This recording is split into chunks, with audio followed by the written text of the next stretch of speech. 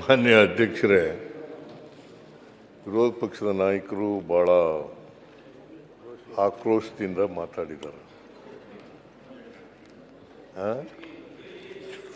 ಆಕ್ರೋಶದಿಂದ ಮಾತಾಡಿ ದಿಲ್ಲಿ ಹೊರಟುಬಿಟ್ಟಿದ್ದಾರೆ. ಇವರು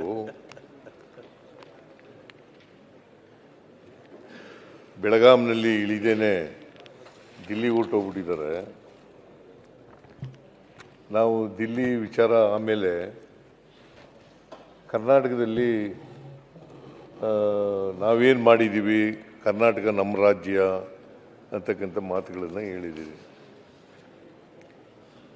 ನಾವು ತೆರಿಗೆ ಕೊಡೋದು ಯಾರಿಗೆ? 4.5 ಲಕ್ಷ ತೆರಿಗೆ ಕೊಡೋದು ಯಾರಿಗೆ?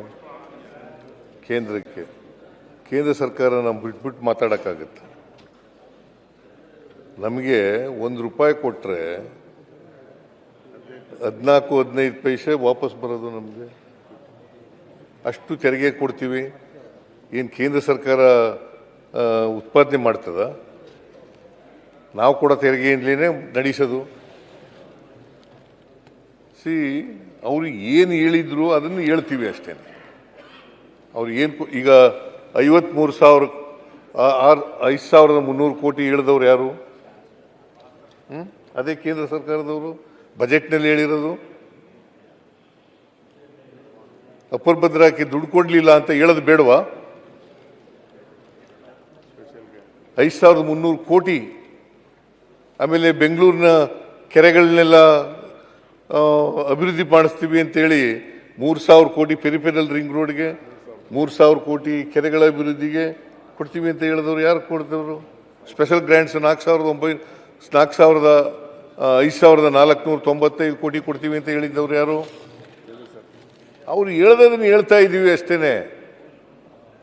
ನೀವು ಇಲ್ಲಿಂದ ಇದಕ್ಕೆ ತಗೊಂಡೋಗ್ಬಿಟ್ರಿ ಅಂತ ಹೇಳಿದ್ರೆ, ಈಗ ಮಾನ್ಯ ಅಧ್ಯಕ್ಷರೇ, ನಾನು 2013 ಬೆಳಗಾವಿ ಅಧಿವೇಶನದಲ್ಲಿ ಹೇಳಿದ್ದೆ. 2000 ನಾ ಇದನ್ನು ಎಲ್ಲ ಓದಕ್ಕೆ ಹೋಗಲಿಲ್ಲ ಅಷ್ಟೇನೆ.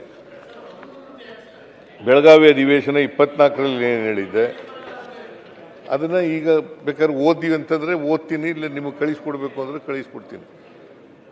ಮಧ್ಯಮಾವಧಿ ದೀರ್ಘಾವಧಿ ಅಸಲು ಕಟ್ಟಿದರೆ ರೈತರ ಸಂಪೂರ್ಣ ಬಡ್ಡಿ ಮನ್ನಾ ಮಾಡಲಾಗುವುದು ಎಂದು ಹೇಳಿದ್ದೆವು. ಮಾರ್ಚ್ 2024ವರೆಗೆ 36,146 ರೈತರಿಗೆ 239 ಕೋಟಿಗಳ ಬಡ್ಡಿಯನ್ನು ಮನ್ನಾ ಮಾಡಿದ್ದೇನೆ. ಧಾರವಾಡದಲ್ಲಿರುವ ವಾಲ್ಮೀಕಿ ಸಂಸ್ಥೆಯನ್ನು 2 ಕೋಟಿಗಳ ಮೊತ್ತದ ಅನುದಾನದೊಂದಿಗೆ ಜಲ ನಿರ್ವಹಣೆ ಉನ್ನತ ಕೇಂದ್ರ centre for excellence in water management ಎಂದು ಉನ್ನತೀಕರಿಸಲಾಗುವುದು. ದಿನಾಂಕ 5/7/2021 ಅಧಿಸೂಚನೆ ಹೊರಡಿಸಿ ಅನುಷ್ಠಾನ ಮಾಡಲಾಗಿದೆ. ಇದೆಲ್ಲ 23ರಲ್ಲಿ ಹೇಳಿರೋದು ಅಧಿವೇಶನದಲ್ಲಿ, ಬೆಳಗಾವಿ ಅಧಿವೇಶನ. ಸ್ಥಳೀಯ ಉದ್ಯೋಗಾವಕಾಶ ಒದಗಿಸುವ ಸಲುವಾಗಿ ಬೆಳಗಾವಿ ಸಮೀಪ ಸುಮಾರು 2,000 ಎಕರೆ ಪ್ರದೇಶದಲ್ಲಿ ಹೊಸ ಕೈಗಾರಿಕಾ ಪ್ರದೇಶವನ್ನು ಹಾಗೂ 500 ಎಕರೆ ಪ್ರದೇಶದಲ್ಲಿ ಫೌಂಡ್ರಿ ಕ್ಲಸ್ಟರ್ ಅನ್ನು ಸ್ಥಾಪಿಸಲಾಗುವುದು ಹೇಳಿದೆವು. ಈಗಾಗಲೇ ಬೆಳಗಾವಿ ಜಿಲ್ಲೆ ಹುಕ್ಕೇರಿ ತಾಲೂಕು ಒಂಟಮುರಿ ಗ್ರಾಮದಲ್ಲಿ ಒಟ್ಟು 3,880 ಎಕರೆ 26 ಗುಂಟೆ ಜಮೀನು ಮಂಜೂರು ಮಾಡಲಾಗಿದೆ. ಆದರೆ ನ್ಯಾಯಾಲಯದಲ್ಲಿ ತಡೆಯಾಜ್ಞೆ ಇರುವುದರಿಂದ ತುಸು ವಿಳಂಬವಾಗಿದೆ. ಇವನ್ನೆಲ್ಲ 23ರಲ್ಲಿ ಹೇಳಿದ್ದದು ಈ ಭರವಸೆಗಳು. ರಾಯಚೂರಿನಲ್ಲಿ ಹತ್ತಿ ಉತ್ಪಾದನೆ ಹೆಚ್ಚಾಗಿ ನೀವು ಪ್ರಸ್ತಾಪ ಮಾಡಿದ್ರಿ. ಈಗ ಹತ್ತಿ ಹೆಚ್ಚಾಗಿರುವುದರಿಂದ ಉತ್ಪಾದನೆ ಹೆಚ್ಚಾಗಿ ಆರ್ಥಿಕ ಅಭಿವೃದ್ಧಿ ಮತ್ತು ಸ್ಥಳೀಯರಿಗೆ ಉದ್ಯೋಗಾವಕಾಶ ಕಲ್ಪಿಸಲು ಹತ್ತಿ ಆಧಾರಿತ ಕೈಗಾರಿಕೆಗಳಿಗೆ ಸ್ಥಾಪನೆಗೆ ವಿಶೇಷ ಒತ್ತು ನೀಡಲಾಗುವುದು ಎಂದು ಹೇಳಿದ್ದೆವು. ನಾನೇ ಹೇಳಿದ್ದೆ. ರಾಯಚೂರಿನಲ್ಲಿ ಸಾರ್ವಜನಿಕ ಖಾಸಗಿ ಸಹಭಾಗಿತ್ವದಲ್ಲಿ ಜವಳಿ ಪಾರ್ಕ್ ಅನ್ನು ಸ್ಥಾಪಿಸಲು 24-25ನೇ ಸಾಲಿನ ಆಯವ್ಯಯದಲ್ಲಿ ಘೋಷಣೆ ಮಾಡಲಾಗಿದೆ. ಅದರಂತೆ ರಾಯಚೂರು ಬಳಿ ಸರ್ವೆ ನಂಬರ್ 928ರಲ್ಲಿ 15 ಎಕರೆ ಸರ್ಕಾರಿ ಜಮೀನನ್ನು ಕೈಮಗ್ಗ ಮತ್ತು ಜವಳಿ ಇಲಾಖೆಗೆ ನೀಡಲಾಗಿದೆ. ಜವಳಿ ಪಾರ್ಕ್ ಕಾಮಗಾರಿ ಸ್ಥಾಪನೆ ಟೆಂಡರ್ ಕರೆಯಲಾಗುತ್ತಿದೆ. ವಿಜಯಪುರದಲ್ಲಿ ಉತ್ಪಾದನಾ ಕ್ಲಸ್ಟರ್ ಅನ್ನು ಅಂದಾಜು 1,500 ಎಕರೆ ಪ್ರದೇಶದಲ್ಲಿ ಸ್ಥಾಪಿಸಲಾಗಿರುವುದು ಹೇಳಿದ್ದೆವು. ವಿಜಯಪುರ ಜಿಲ್ಲೆ ಕೋಲಾರ ತಾಲೂಕಿನ ಮುಳವಾಡ ಗ್ರಾಮದಲ್ಲಿ 3,230 3 ಗುಂಟೆ ಎಕರೆ ಜಮೀನನ್ನು ಭೂ ಸ್ವಾಧೀನಪಡಿಸಿಕೊಳ್ಳಲಾಗಿದೆ. ಸದರಿ ಜಮೀನಿನಲ್ಲಿ 1120.36 ಎಕರೆ ವಿಸ್ತೀರ್ಣದಲ್ಲಿ ಕೈಗಾರಿಕಾ ಪ್ರದೇಶವನ್ನು ಅಭಿವೃದ್ಧಿಪಡಿಸಿದ್ದು, ಇಲ್ಲಿವರೆಗೆ 71 ಎಕರೆ ಜಮೀನನ್ನು 57 ಉದ್ದಿಮೆದಾರರಿಗೆ ಹಂಚಿಕೆ ಮಾಡಲಾಗಿರುತ್ತದೆ. ಇಲ್ಲ ಓದ್ಲಾ?